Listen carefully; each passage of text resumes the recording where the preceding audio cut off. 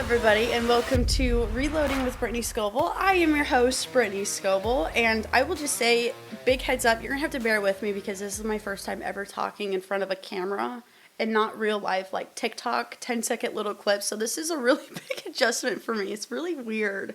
It's weird and very awkward. So in this episode today, you can figure out everything about me, my background, my life, my story, how I got so passionate into the outdoors, and how I got started with social media. So let's dive right into it. So a little bit about me. I was born and raised in a small town in southern Iowa called Indianola. I'm 22 years old. I have an older brother. He's 2 years older than me. We have a family business called Scovel Taxidermy that's been a part of my family, and I would say it's almost the glue of our family.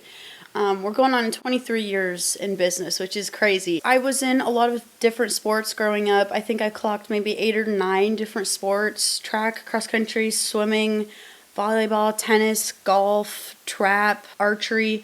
The main two that I've really applied my skills to, I would say, is archery and swimming. My mom was my swim coach most of my swim career. I stopped swimming when I was a senior in high school. And bow, I'm shooting my bow all the time. In 2019, I think I was a sophomore or junior in high school. It was when Musical.ly just transferred over to TikTok, and one of my friends, Brooklyn, she would post videos, and I always thought to myself, I never said it out loud. I always thought to myself, this is so stupid. Like, why would she be doing these stupid, cringy, like, video TikToks? And so a couple weeks go by, she asked me if I want to be in one of her videos, and I'm like, yeah, sure, shit. I don't mind 3 views on the internet. And I'm like, shit. I had no idea what it was, okay? No idea. We make that video. I download TikTok, and I find myself making videos of my own when I get home off of school. And next thing you know, I'm TikTok viral, and I've now made a full-blown business off of being a social media presence. So I wouldn't be here if it wasn't for any of you guys. So I appreciate it. I thank God every day for this life that I live. I don't understand it. I don't get it. I love it. But at the same time, I hate it. So yeah, we can get more into that on a different episode. There's a lot of thoughts in this brain. I just don't know how to all spew it out. It'll get there eventually. I want to highlight some key milestones and experiences that I had growing up. Something that really got me passionate into the outdoors. Not something, but a who. I would say my biggest three influences would be my dad, my brother, and my Uncle Marty. When I was a 13-year-old little girl, my parents asked me if I wanted to get my first bow, and I'm like, yeah, sure, I'll get my first bow. I have no experience with a bow. I don't know how to shoot it, but I knew that my brother and my dad and my uncle, they all shot bows. They had bows. That's what they were doing in the evening time. They were all getting together, drinking a couple beers, shooting bows in the backyard. So my dad said to me, if you want to get your own bow, that is your responsibility, and you will use money from your allowance to pay for it. And my little 13-year-old self, 12, however old I was like, okay, yeah, I've got money in my savings account. I have no problem spending that money on a bow. And I think just me saying to my parents that I would be willing to pay for a piece of equipment that was $300, that $300 to a 12-year-old, that's a lot of money. I showed them that I was willing to pay that kind of money for a bow, and they ended up paying it for me. And then they took us to the bow shop. It was a little town called Osceola. They had a bow shop on the square, and I remember very distinctly walking in and seeing this pink bow on the top rack, and I'm like, that's the one. And so the first bow that I ever officially started hunting with was a Matthews Missions Craze. And I think that's an awesome starter bow, universal bow for women or any beginners. It's not a beginner bow. It's not a kid bow. It's a kid bow, but it's also, when I say universal, it's an awesome bow if you want to start hunting. So if you are watching this, I think Matthews Missions, Flare, Craze, all of that, those are all very good bows. Next, I want to highlight a memory I share with my brother, and that's catching my first bass. It's pretty funny. It's so innocent. So one evening, it was a summer day, my brother and I decided to go over to our neighbor's. His name was Larry. He's got a farm pond that we would often go to. I remember at the time, it was when blackberries were super common. So my parents got my brother and I a blackberry. And it was just to kind of use, share, but it was mostly my brother's because he was older than me. Like, I didn't need a phone, other than getting a hold of my parents, and that's what it was used for. So I'm fishing over there with my brother on the bank, and I catch my first bass, and it's a big bass.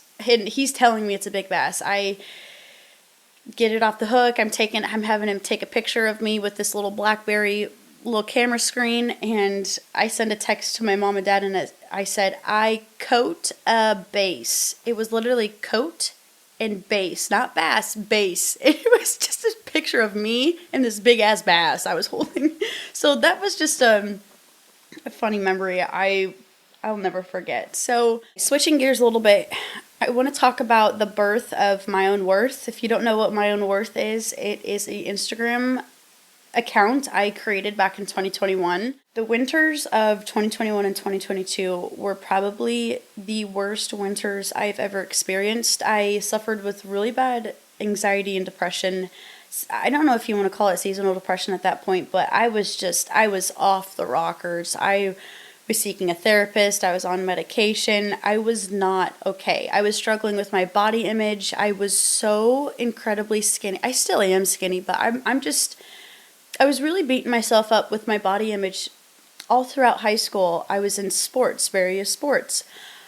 And even in high school, I thought that I had a little chunkiness to me. Like I wasn't as skinny as all of the other girls that I swam with or that I played tennis with. And so I always thought, I'm in all of these sports and I am the way that I look because of these sports conditioning me into being fit and being athletic. So my whole mind thought was, after graduating high school, I need to be very cautious on what I eat. I need to stay active because I'm going to get fat. If I'm not in a sport, if I'm not moving my body, I'm going to get fat and overweight. And the complete opposite happened. I was almost too scared to cook food or consume food. And I don't know if it's because I was just a lazy, I say lazy. Looking back on it, I really was not that lazy. But when you're living in the moment, I really felt lazy. I didn't cook. I didn't consume good food. I was living on my own. I didn't have my parents hounding on me, telling me what to do, what to eat constantly. So I thought that was really a luxury. And that's literally what adults did, was do whatever they want when they want. No, you can do that, but I cannot do that. I cannot allow myself to be in the state of mind that I was 2 summers ago. So that is the birth of My Own Worth, and that main Instagram page was to not only help you guys with body image and self-love and confidence and how to maintain confidence in relationships and just a deep dive. It was really for me. It was really for me to stay in check and to stay on top of my feelings and to validate my feelings and to make sure that I wasn't okay when I was going through some of the worst times of my life. And so whenever I had posted to My Own Worth, I felt like a big relief was off of my chest. And you guys were saying the same. So I was like, okay, this is going to be great. So that was kind of the birth and the invention of My Own Worth. There's so many plans. There's so much more I want to do with it. And I will say I haven't posted on My Own Worth for weeks now. I've just been busy. Life's changing for me. I'm grateful. I'm grateful for constant change. I know change, not a lot of people like change, but I think good teeny bits of change does really good in people's lives. The next thing I'll briefly talk about is my day-to-day life, my routine, how it's structured. And I wish I could give you a clear answer, but I can't because I've just started this podcast. So a lot of my day-to-day structured routines is going to be switched up a little bit. I'm still learning what to focus my time on and what not.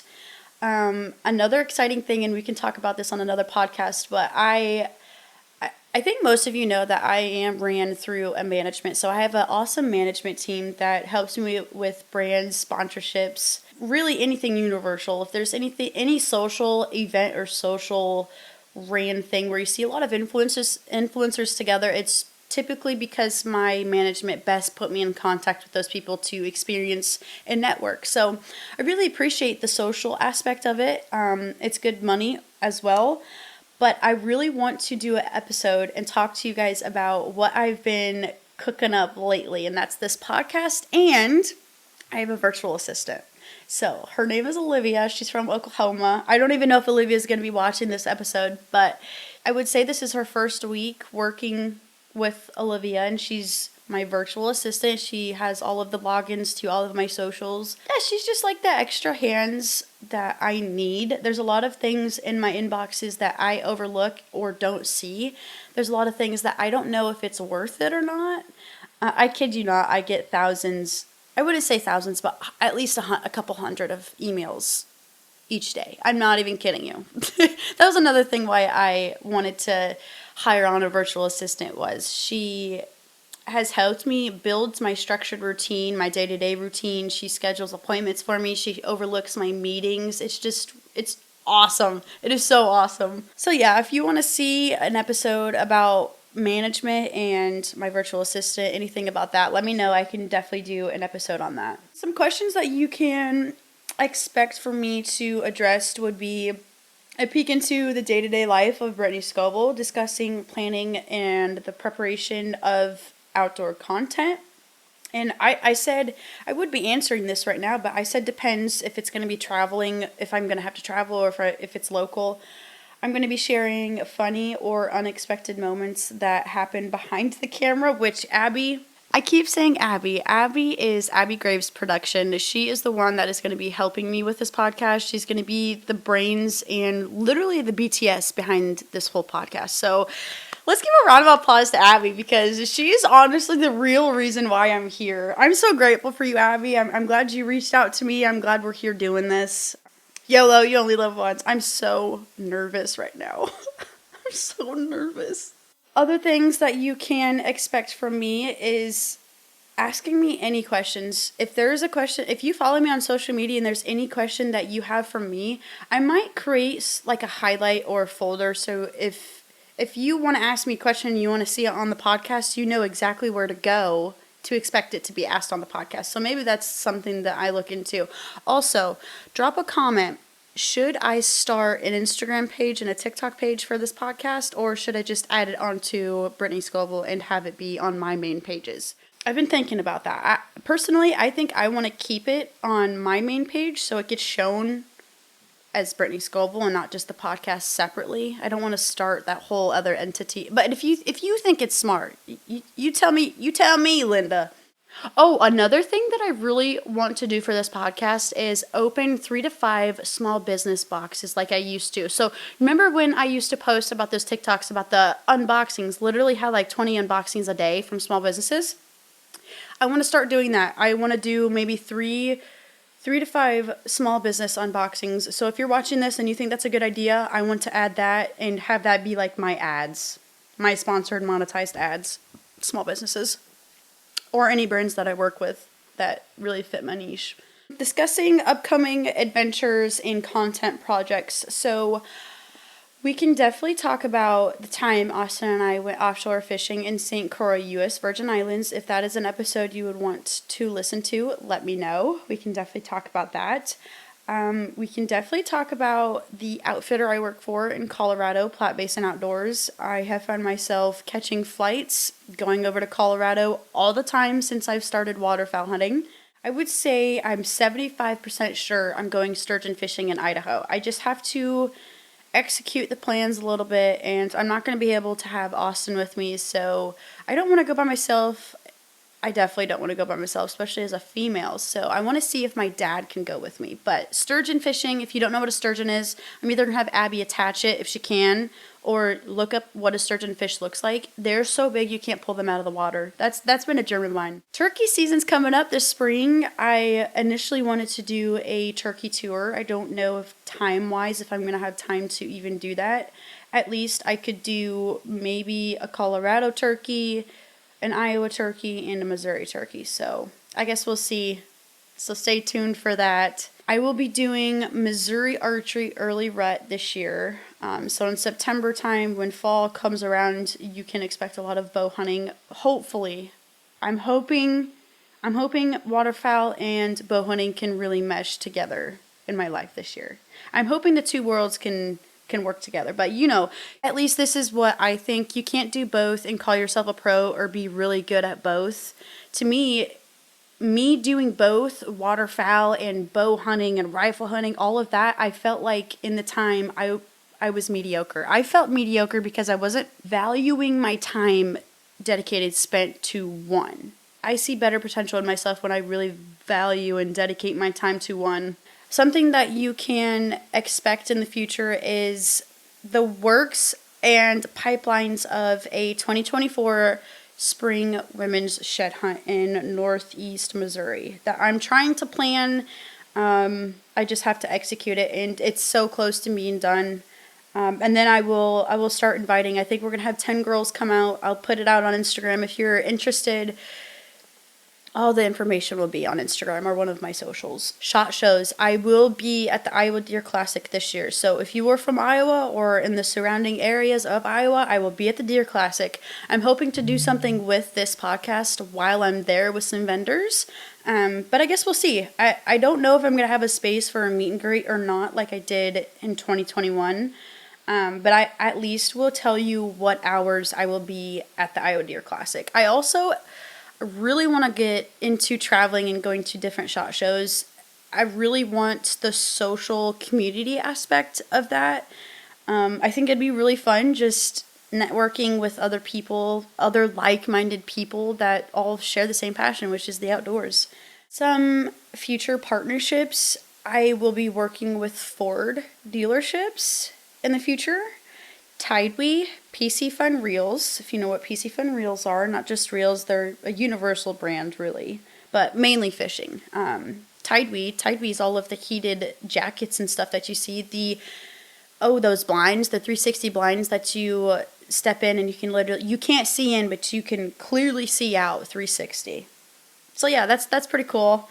Okay, to wrap this podcast up, I just want to express gratitude towards my listeners. I'm very grateful for you guys for backing me, being a supporter of mine, and just lending extra ears to listen to my dumbass talk. Was that painful to watch? Because if Abby edits this and I see it's going to be painful to watch, this is probably going to be the end of my podcast career. I'm just going to say that. Okay, guys, this is all we have time for today. I just want to say thank you for tuning into my first podcast. And if you have the time, I would really appreciate if you could drop a comment, follow, leave a review. And yeah, let me know how the first podcast went. If there's anything you would change, if there's anything that should be added. Do you like the setup? Should I have another host? Should I be traveling? Should I be staying in this location? Talking about, I don't know. What do you want to see from me? Be honest. Drop a comment. We will see ya. Goodbye. I think that's it. Oh shit. No, that's not it. Abby, don't end it yet. Teaser for next episode. Okay. Everybody, I'm going to give you a teaser for the next episode, even though I don't even know what the next episode is, but I have a lot of shit to talk about and a lot of shit to get off my mind. So stay tuned for the next episode. You are not going to want to miss it, mate. Okay.